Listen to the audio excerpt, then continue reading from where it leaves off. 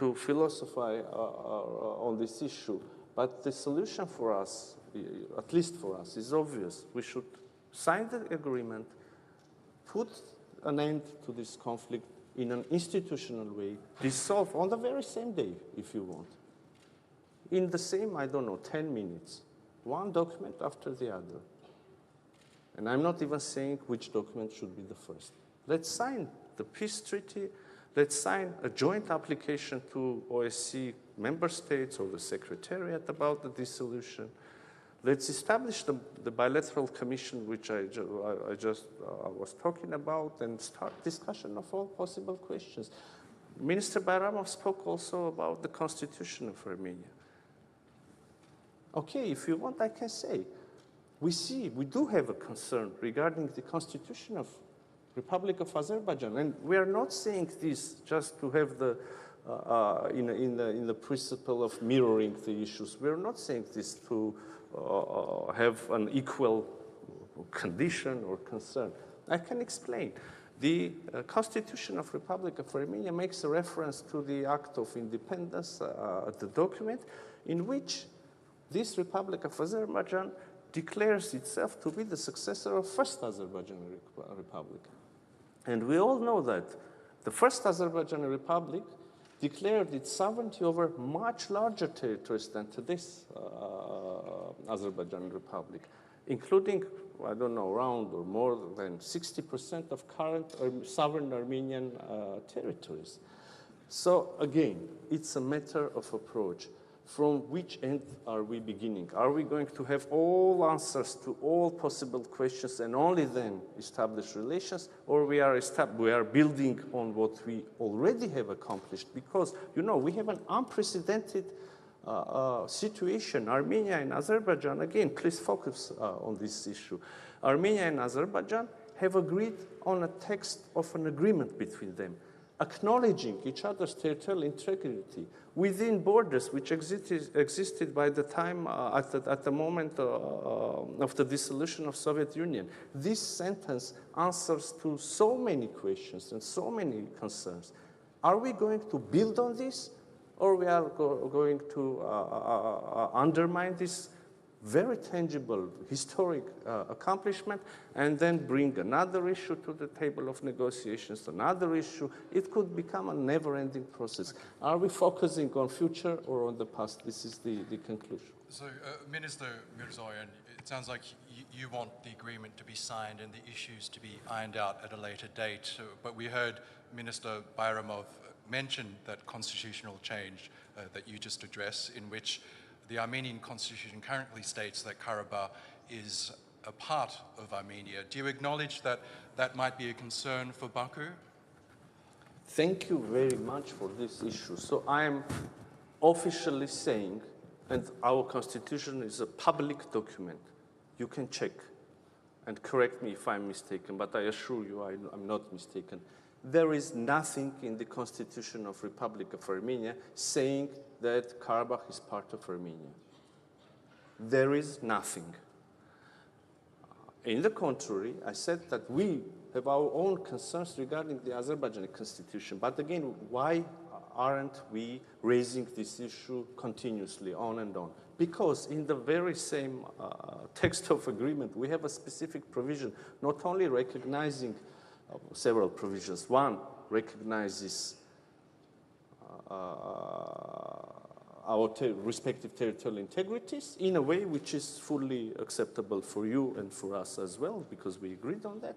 And also we have a provision saying that none of the parties can refer to their internal legislations in order to justify failure of implementation of this agreement. I mean, it's really covered. And the shortest way to answer to all questions, cover all possible obstacles, concerns, is signing and ratification of this agreement. Okay, Mr. Bayramov, you've just heard the response there from your Armenian counterpart.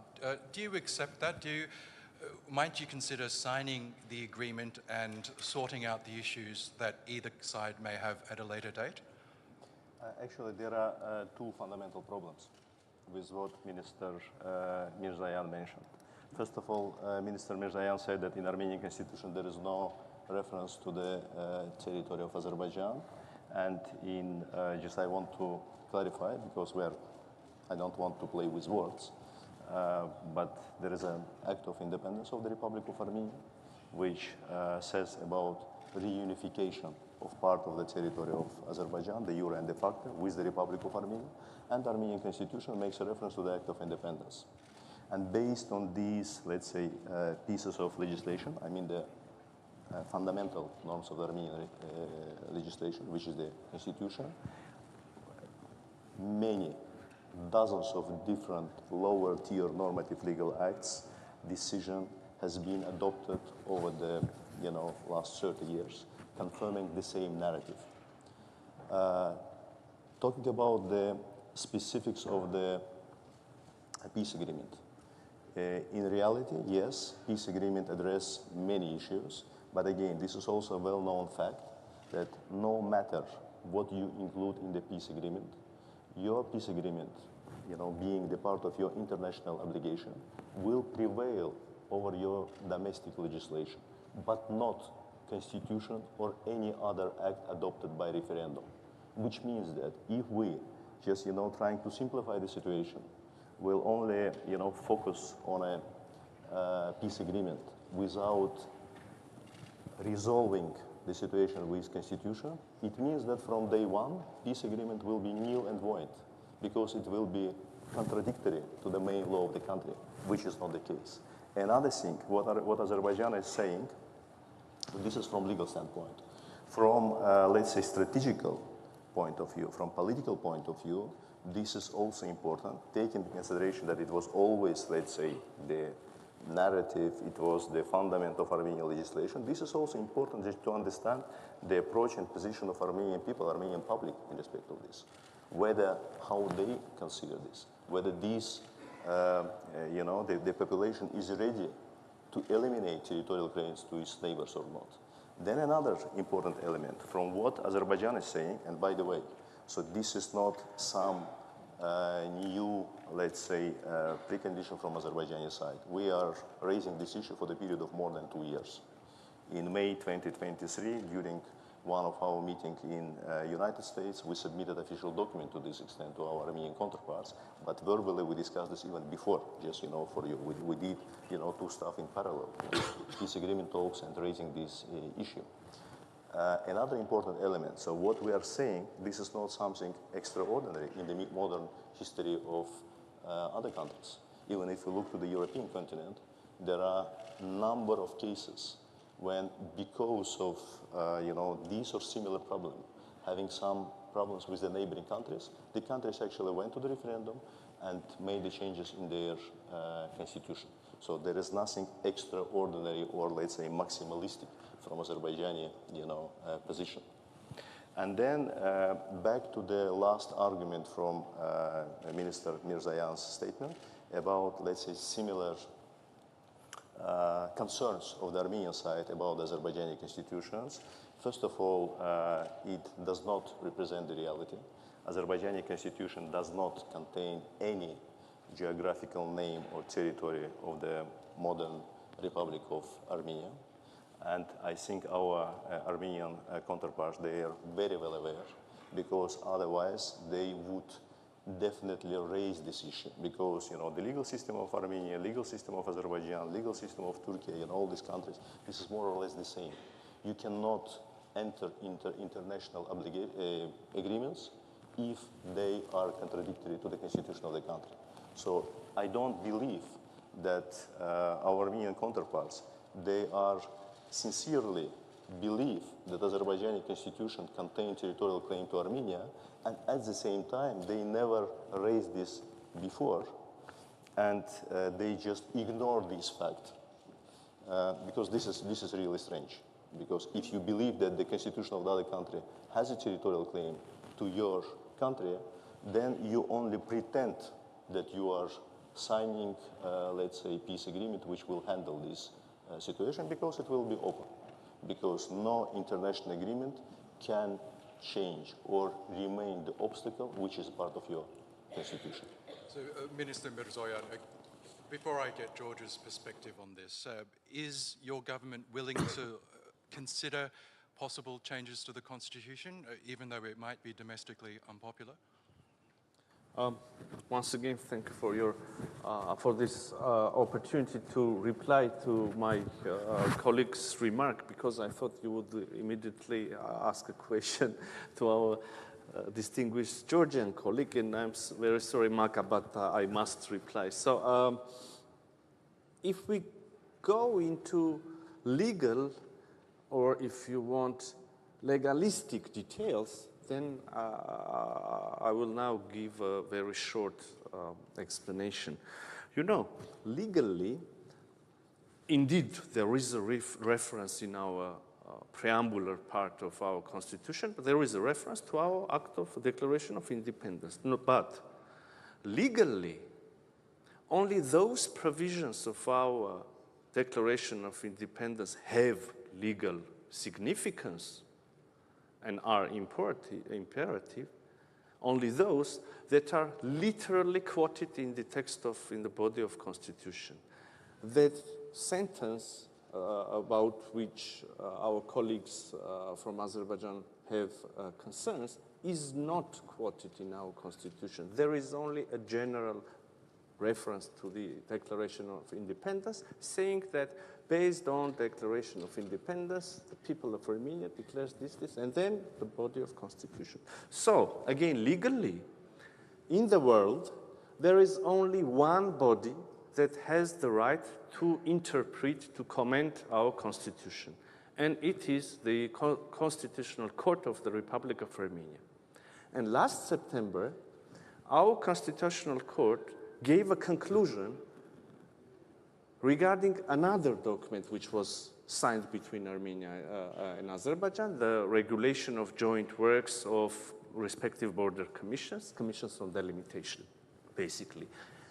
And in this regulation, it is mentioned that the delimitation is taking place on the basis of Almaty Declaration, which says the same, more or less the same sentence, that our borders are the same borders that existed between us as Soviet Socialist republics at the time of dissolution of Soviet Union. So once, last September, our Constitutional Court said, and it is a public document, that this principle, the principle of borders, which also means that we do not have territorial claims beyond that borders, this principle is fully complying to our Constitution, and that's it.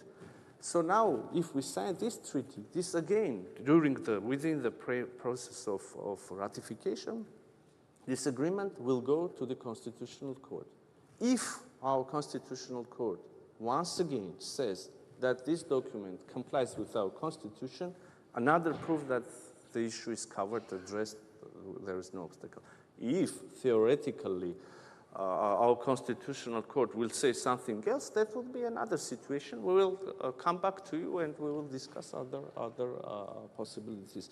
That's it. But again, you know, it's a matter of political will, it's a matter of orientation, it's a matter of focusing the subject on which we are focusing. Are we building peace? Are we going to use the opportunities, or are we going to close the process having the concerns? If we do have will to use the opportunities, we will find a way. By the way, and again, yeah, that's it. I'm sorry, Malka, I was a little bit longer This would be a great time to get Georgia's perspective now, because it does sound like we are at a bit of an impasse, even though a peace deal was agreed last month. Marko Bochorisvili, Georgia has expressed interest in playing a mediating role in the region. How can Georgia facilitate dialogue and cooperation among South Caucasus countries? And what specific initiatives or projects is Georgia promoting to enhance regional integration? It is my privilege to be here and to participate to Antalya Diplomacy Forum. And that's great honor to be here together with my dear colleagues from Azerbaijan and Armenia. Well, for Georgia, peaceful and secure South Caucasus is an important priority. We do acknowledge that our region has huge potential, and in order to fully exploit that potential, we do need sustainable peace and long-lasting peace in our region. So that's why we welcome, first of all, the agreement on peace deal between Azerbaijan and Armenia. This is, I do believe, that big achievement. And we also need to highlight that traditionally exceptional good relationship that Georgia enjoys to have with both neighbors, Armenia and Azerbaijan. With Azerbaijan, for decades, we have a strategic partnership based on that friendship and very good cooperation. And this is a very strong asset that we have in region. With Armenia, again, we enjoyed traditionally very good relationship, which was upgraded recently to strategic partnership. And this is also a very big asset that Georgia has in this situation. And we have sincere interest to promote peace and stability in our region. And that's why we are always saying, and I will repeat it here, that Georgia is the place where both Armenia and Azerbaijan can rely on and can feel that we will provide all possible means to facilitate dialogue in our region, to facilitate cooperation in our region. As I mentioned from the beginning, South Caucasus has huge potential regionally to promote different partnerships and to contribute to wider peace, security, stability, economic cooperations. And we need to cooperate among ourselves to find common topics, to find common issues. That is kind of our daily life in our region, and to start talking about that. And that is, I think, essential that we can do at this stage. And again, Tbilisi is always ready, and I will repeat it here, on any level, on any topic, to start and facilitate conversation. I will not start listing of the issues that we can discuss. There are plenty of things that we need to cooperate, we need to discuss among ourselves, and I do believe that first thing, that political will and intention from both sides that exists, and we do see that that exists, is essential to promote that dialogue between South Caucasus countries. I would not exclude Georgia, and I would not put Georgia only as a kind of country that is in the middle, that is talking to Armenia or talking to Azerbaijan and trying to play that only mediating role. This is our life as well, and we consider that we are also part of this process on an equal kind of level, because this is our common interest to promote peace, security, stability, and good cooperation in our region. Thank you, Minister. At this point, I'd like to hand the floor over to our responder from the floor, Nigar Göksel. She's the Turkey Director at the International Crisis Group. Nigar, a lot to digest there. Please give us your thoughts. There we go. Yes. Oh, one moment. Sorry. It's a great privilege to follow the distinguished ministers on this very significant platform. I see my role today as weaving together some of the threads that they've laid out, my takeaways, and adding some reflections from the peace and security debates about this issue that are taking place elsewhere. So let me begin by celebrating and congratulating the ministers of Azerbaijan and Armenia for agreeing on the peace deal text. I know that that took an enormous amount of intellectual effort as well as political leadership. And I think it's particularly noteworthy that it happened without external brokering, so that it was a bilateral process. And I think this also points to the regional ownership factor that the Turkish diplomacy has been underlining.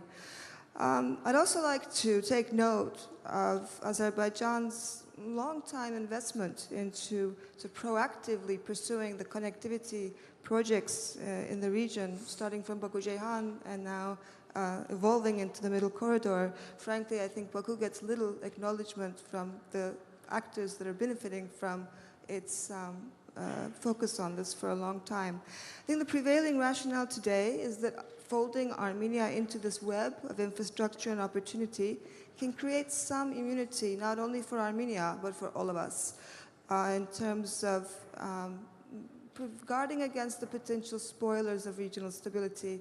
And those spoilers can come from inside, and they can come from outside, actors that would want to exploit the vulnerability. And I think I hear a very common interest, both on the panel and elsewhere, that regional integration is in everybody's interest. I think it's a matter of sequencing, as we've heard today, what comes first and what comes next, and that is also a matter of trust. But before I go a little bit deeper into that, I'd like to say a few words about the geostrategic context, because that hasn't been mentioned much, and I think it is actually one of the dimensions that adds a time sensitivity to this process being concluded. We don't know how the US-Russia alignment is going to evolve. We don't know how the Israel-Iran showdown is going to play out. We see Europe is trying to adapt to a new geopolitical landscape and is exploring ways to converge with Turkey, but we don't know how that's going to play out either. So I think there's a sense that the Caucasus region is going to feel the winds of these unpredictable changes, and we should be prepared for that by already having consolidated amongst ourselves as the Caucasus and its neighbors. Now to pass on to the more sensitive topics that have been discussed. I'm aware that Baku doesn't trust that enough Armenians have given up on reclaiming Karabakh unless they change the reference to this in their constitution or declaration of independence that's in the constitution. And I also see that many Armenians don't trust that such a change will be reciprocated with concrete gains. I think that Armenia is feeling vulnerable economically and security-wise, and the more it seeks support from the West because of this, the more it deepens Baku's distrust. So there's a sense of a vicious cycle that we're facing. Given how far the peace process has come, and if this is the last unresolved issue, I think a lot of observers are worrying that a stalling over this is going to risk the window of opportunity closing because of the geopolitical shifts and some domestic dissatisfaction that we see building in Armenia as well. So all we really need to ask is whether we might look back and say, had we moved ahead then, we might have had lasting peace versus unraveling. So I guess my question to Azerbaijan is that if this constitutional change can only realistically happen in 2027, which is some of the debates are saying so, then are there interim steps or creative workarounds that can be taken to keep the momentum alive, particularly regarding connectivity, because the connectivity talks have stalled ever since Russia got engaged more in Ukraine, whereas the continuation of progress of that track of talks could actually continue in parallel about the railways and the highways and whatnot. I also would like to sort of note here that, of course, aspirations are not eliminated by clauses in legal declarations. They might actually fade more likely through normalization and integration, though there's no guarantee for that either. And I guess my question to Yerevan's, to the Minister of Armenia, is that given how fragile the trust is, are there ways that the Armenian leadership could reassure its counterparts in Baku that Armenia's current path is irreversible, even if political winds at home change or political winds in the region change? I think there's a sense of fragility that I pick up as such in Baku that is grounded, I guess, in past experiences. I think the irony today, and I'm going to close with this, is that if Armenia doesn't feel secure or doesn't have an economic lifeline because of its borders being closed, then it becomes more vulnerable to external manipulation, which is exactly the outcome that Azerbaijan seeks to avoid. And of course, it's a risk to Turkey's potential role for stabilizing and developing the Caucasus region as well. And I also like to note that it's naive to believe that trade and connectivity can neutralize revanchism, but neither can isolation reduce it. So I think we're left with no wonderful answers, perhaps, but some food for thought, perhaps, that can be taken up in the rounds to go. Minister Mիրզոյան, would you like to respond? Well, that was an interesting contribution. Thank you. Of course, I can agree with some of the approaches and considerations and disagree with the others. But in one specific part, you were very precise. The Armenian society feels vulnerable indeed, in terms of security first, but also in terms of economic cooperation or closed borders.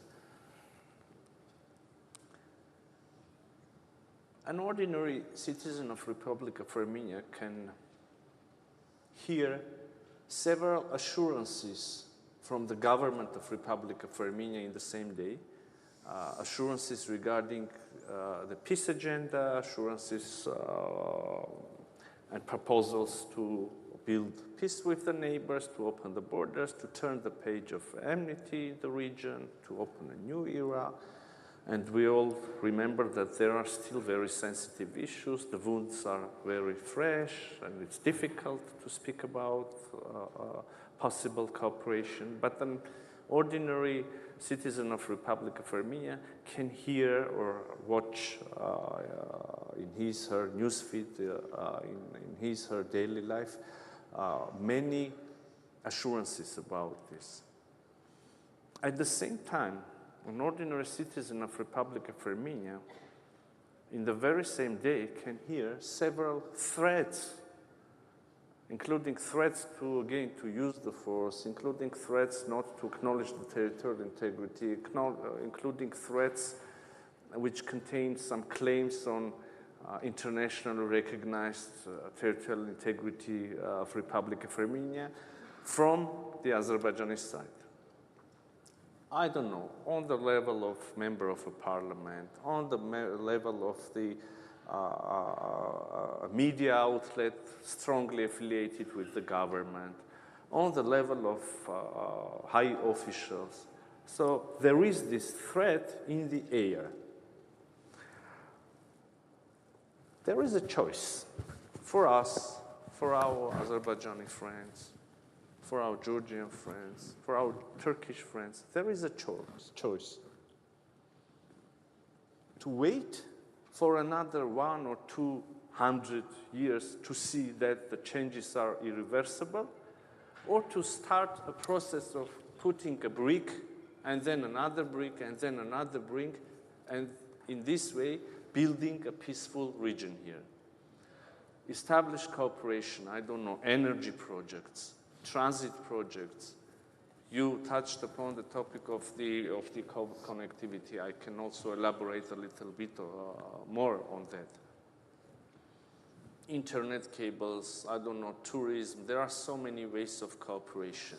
And I believe Georgia can lead the region here.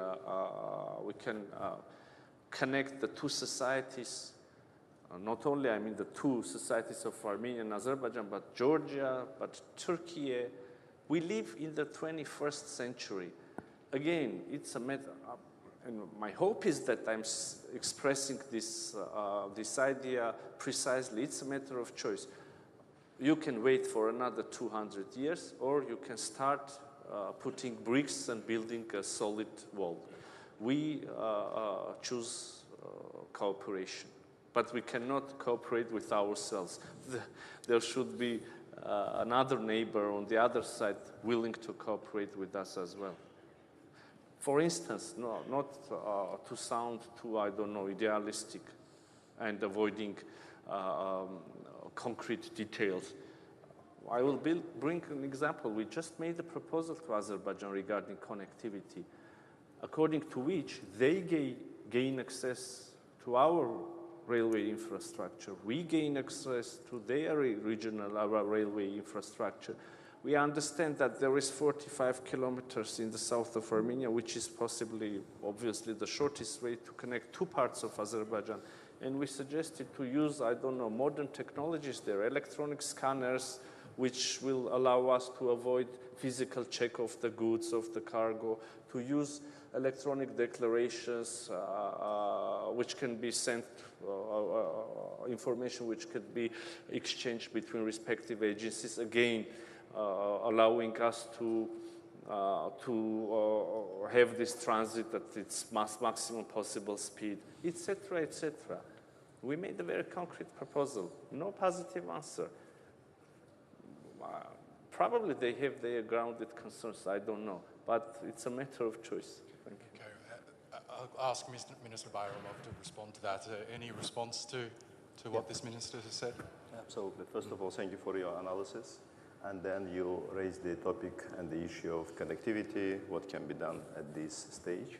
And I can confirm that this is the long standing position and the elements of the foreign policy of Azerbaijan is the best way to promote the security and well-being. This is good relations with your neighbors. And of course, economic integration.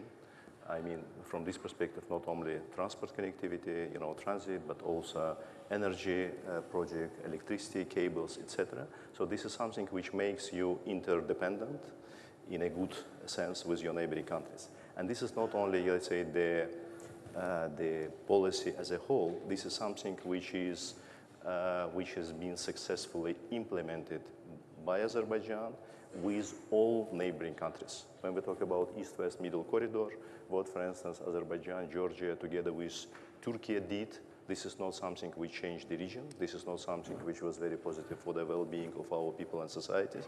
This is something which changed the whole map of the region, the major oil, gas pipeline, East-West transportation corridor. The most recent example, this is, of course, implementation of Southern Gas Corridor. The second stage, with the finalization of which the number of countries which became the recipients of Azerbaijani gas from the Caspian Sea increased from 2 at the end of 2020 to 12 today, when on top of Georgia and Turkey, this is also 10 additional European countries. At the same time, we are quite actively expanding the north-south corridor, also with participation of Russian Federation and Iran. For all those years, due to the policy of Armenia, Armenia was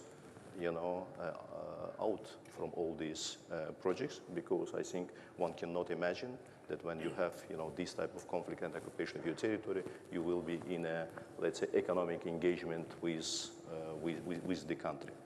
And of course, from the recent developments, and that's why at the beginning I said that the new opportunities finally raise with the end of the armed conflict between Armenia and Azerbaijan. But we sincerely believe that the process should be finalized in a proper way. So this is something which has the real ground, which has the legal value, and which is irreversible. My colleague mentioned, and when you hear Minister Mիրզոյան, this is really very nice statements, and we hear many, let's say, nice statements. Minister Mիրզոյան made a reference to the recent decision of the Constitutional Court of the Republic of Armenia, and Minister Mիրզոյան in his statements several times said a reference to several hundred years ago. I will not be making reference to the several hundred years. I will make several references to something which happened only after November 2020, which is the end of the Second Karabakh War. Mr. Mիրզոյան did not mention that when we talk about the importance and seriousness of this territorial claim in the Armenian constitution, this is not something hypothetical. Based on this narrative, after November 2020, between the Republic of Armenia and the Republic of Azerbaijan, there are many international disputes in International Court of Justice, in international arbitration bodies, etc. There are a bunch of documents very recently, in 2021, in 2022, in 2024, the Republic of Armenia continues to submit the document which, based on the same narrative which exists in the Armenian constitution, put under question territorial integrity and sovereignty of Azerbaijan. So this is the recent document. Of course, the statements, they are all good and nice, but there are more important stuff. And when Minister Mիրզոյանին mentions about, I don't know, some of the threats from the member of, I don't know, parliaments of some NGOs, of course, in ideal world, of course, it's better, to have only the nice statements, but I believe that the more important, position representing the state should be taken into account and should be eliminated if we seriously talk about the finalization of this process, coming to the logical end, and after this, it will really open many additional opportunities for the whole region in a, let's say, holistic way. About the transportation, and Mr. Minister mentioned about some recent proposal from the Republic of Armenia with regard to the opening of the transportation tools. I just wanted to mention a couple of facts. The first, the opening of communication between Republic of, between us. It was proposal of Azerbaijan to be included in the trilateral declaration of November 2020. There is general statement about opening of communication between two countries, and there's a very specific reference about the unimpeded access from the western borders of Azerbaijan with its Nakhchivan Autonomous Republic. So because in Azerbaijan we have a unique situation, and the unique situation is that we have two parts of the country which are, separated from each other. And there are all around 40 kilometers of the, let's say, territory of Armenia. This railroad existed back in Soviet time. This railroad, by the way, back in Soviet time, was the part of the Azerbaijan Republic railroad system because it was, the very short part which was, managed by the Azerbaijani railroad system. During the negotiations in January 2021, until the active phase was until 2023, then there was some gap in the negotiations. We did many, let's say, proposals in order to resolve this situation. We agreed to separate highway part from the railroad in order to, let's say, to put on the second stage the more, let's say, complicated part for the Republic of Armenia. But notwithstanding, every time we saw some of the proposals which, from our perspective, and based on the previous agreement which we have in 2020, put under question, let's say, the reliability and stability of this. We do not want to be in the situation when we agree about something, and in 1-2 year period of time, due to some, changes in Armenian legislation, due to some, changes in Armenian power, we will face the same situation which we faced, 30 years ago when the conflict started, and, Nakhchivan Autonomous Republic become a hostage of this situation. That's why, so when we talk about from Azerbaijan to Azerbaijan, for us this is absolutely crucial, that this is unimpeded access, with all the necessary guarantees that this situation is irreversible and it does not depend on the, political or legal changes in Armenia. Thank you, Minister, and thank you, Nigar Göksel, for that. We are running out of time, but I would like to get one last perspective from Minister Bochorishvili. The issue of shifting global alliances was mentioned. That is evident in the South Caucasus. We're seeing the West retreat somewhat from trying to influence affairs in the South Caucasus. We know the 3+3 dialogue being spearheaded by Russia and Turkey has been looking to fill that void. This is the dialogue involving the countries on the stage here as well as the biggest neighbors of Iran, Turkey and Russia. Under the previous administration in Georgia, they had refused to become involved in the 3+3. Might you reconsider that stance and joining? I would refer to that format 3+2 because Georgia is not part of that format, but it is that's always referred as 3+3. Georgia is not part of this format, and we cooperate with all the neighbors except of Russia, and it has reason because Georgia's 2 regions remain occupied by Russian Federation, and we still have unaccepted military presence on these 2 regions, in these 2 regions from Russian Federation. So this is the reason where we cannot and we are not considering to be part of this format. We have only one format with Russian Federation. This is Geneva International Discussions, where Georgia and Russia are talking to each other over the conflict, and there are United States, United Nations, OSCE, European Union represented in that format, and this is a very valuable format for us that allows us to discuss conflict-related issues. Otherwise, when we talk about region and regional cooperation, we have excellent cooperation with our other neighbors, with Armenia, with Azerbaijan, with Turkey, and we have excellent examples of that good cooperation. With Turkey, with Azerbaijan, we have implemented a number of important projects throughout decades that are very important for a small region, but they are also very important for wider region. And when we're talking about kind of diversity also in the region, we have plenty of opportunities in that diversity.